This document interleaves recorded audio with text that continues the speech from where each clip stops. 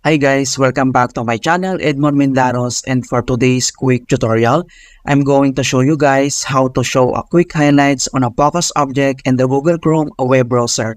Alright, so without further ado, and let's go ahead. So ang next step ay open lang natin ang ating Chrome web browser. And then dito lang sa upper right side ay kailangan mo lang i-click tong tatlong dot. And then next, kailangan mo lang select tong settings. Dito sa settings, and then kailangan mo lang select to accessibility, so click mo lang yan. And then dito sa accessibility, and then makikita mo kaagad dito yung show a quick highlights on the focus object. And then next ay kailangan lang natin itong i-turn on or enable natin siya. So, turn on lang natin. Okay, so once na-enable na siya, so let me show you guys how it works. So, open lang tayo ng another tab, and then search lang tayo.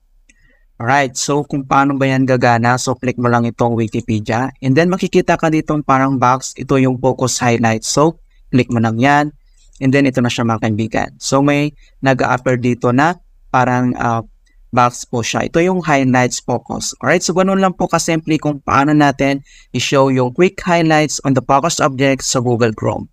So please don't forget to like this video, subscribe to my channel for more quality content.